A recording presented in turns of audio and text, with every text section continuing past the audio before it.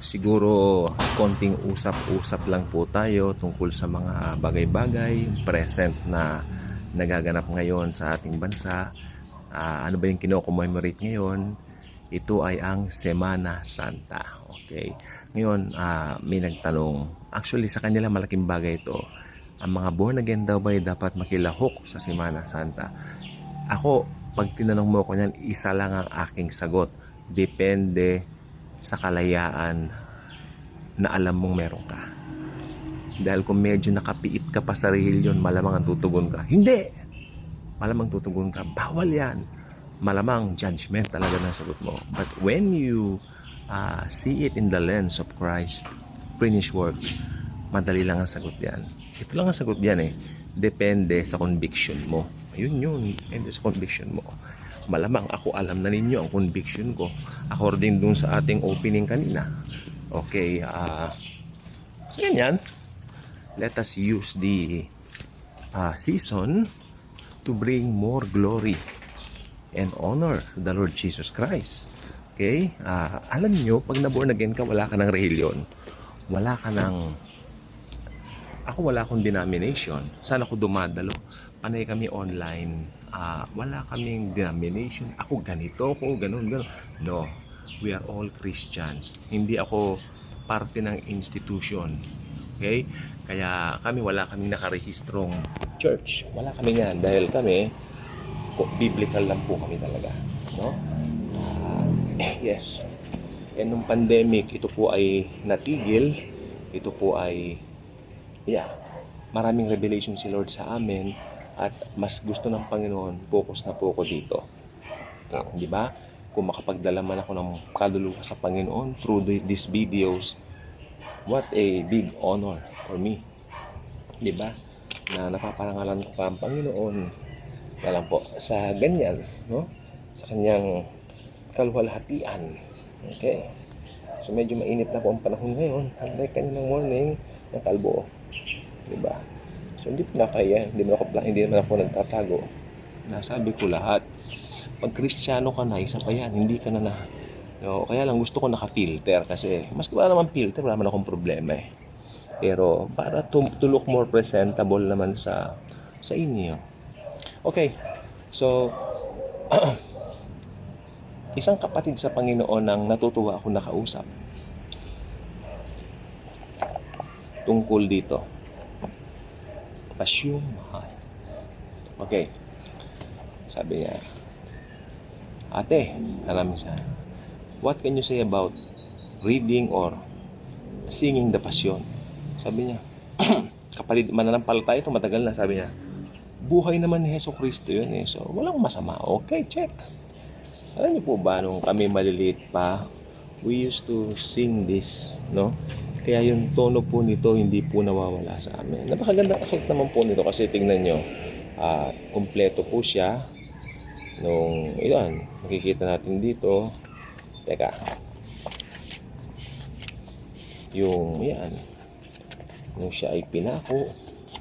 So ito naman po ang pinaka-highlight, okay, na event sa buhay ng Panginoon nung siya po ay ipako sa krus ng Kalbaryo.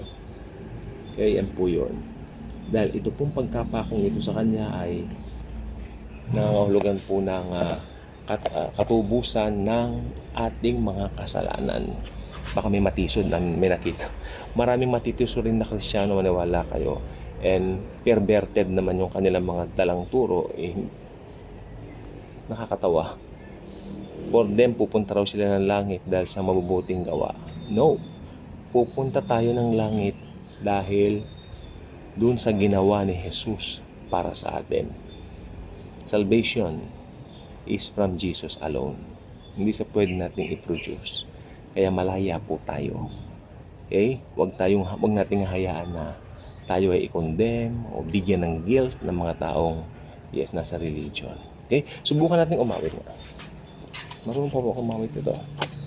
So, meron naman pwedeng ipagkasundo ang mga gumagamit ng pasyon, di ba? So, tingnan natin ito. Yung virgin birth ni Jesus. maganda siya. Tingnan natin. Yan.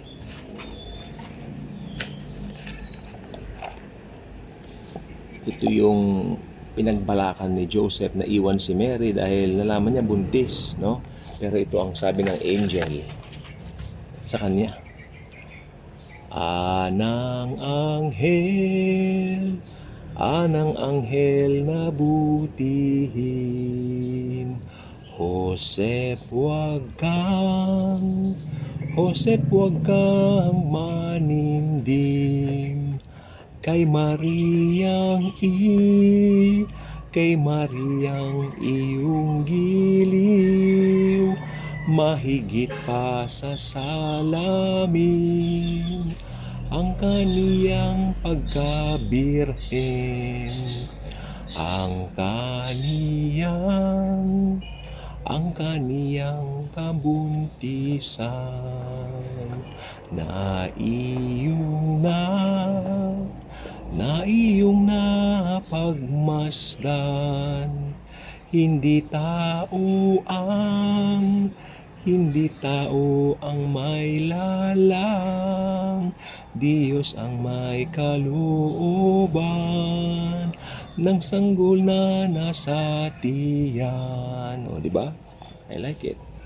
So, binibigyan din ng aklat na ito yung virgin birth, no? Na si Jesus is the qualified savior of mankind dahil hindi siya bunga ng pagtatalik ng babae at lalaki. Siya po ay mula sa Holy Spirit, na conceived through the Holy Spirit. So napakaganda po.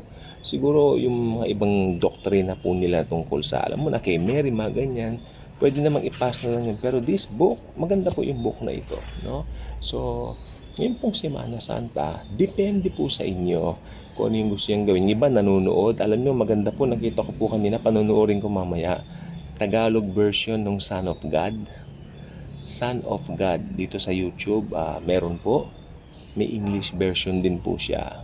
May DVD kami nun eh. Kaya lang, syempre, isa-set up ko yung DVD ko para manood lang. Nakakatamad, no? So, at least nasa YouTube na, one click na lang. So, maganda mamaya panoorin po natin yung kung gusto po ninyo. May Passion of the Christ din. Ang dami naka-upload ngayon sa YouTube actually na may kinalaman sa buhay ng Panginoong Hesukristo at sa doon sa tinapos niyang gawa. Siguro dahil nga po sumasapit itong ganitong mga kapanahunan ng mga mahal na araw.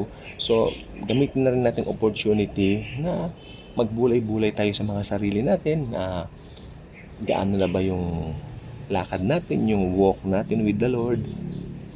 Lumalago ba tayo? Mahalaga rin po yun, pero tandaan mo ang paglago mo sa Panginoon pa rin. I mean, yung knowledge natin of knowing Him, yun lang ang ating tignan, bantayan. Dahil yung knowledge natin at saka yung mga iniisip natin, babantayan natin. Makapangyarihan po ang mind natin, no? So, yes. So, may gusto lang po akong iwan sa inyo na talata na mind-blowing din po, no? Na nandito po sa Bible.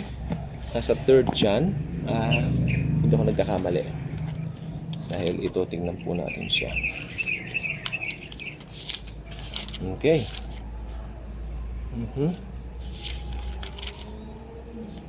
Ayun.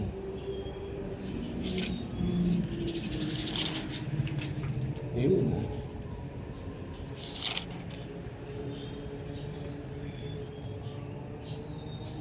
Ayun po tayo. Ayun, nasa second one. Okay? Anyone who does not remain in Christ's teaching but goes beyond it does not have God. The one who remains in that teaching, this one has both Father and the Son. So, ibig sabihin, simple lang naman yung teaching na yan eh. Ano ba yung teaching of Jesus? Ano ba yung teaching tungkol kay Jesus? Yung siya po ay namatay sa krus para bayaran ng kasalanan natin. Hindi natin pwedeng ipagmalaki yung mga gawa natin para makarating tayo sa langit. Okay? Yun lang ginawa ng Panginoong Jesus. Sapat na po yun. Actually, that is more than enough. That is more than enough para tayo ay maligtas. Again, marami pong salamat. At least, nakapagkwentuhan tayo tungkol sa pasyong mahal na araw, at higit sa lahat sa finished work ni Jesus. At sa ating kalayaan at freedom. God bless.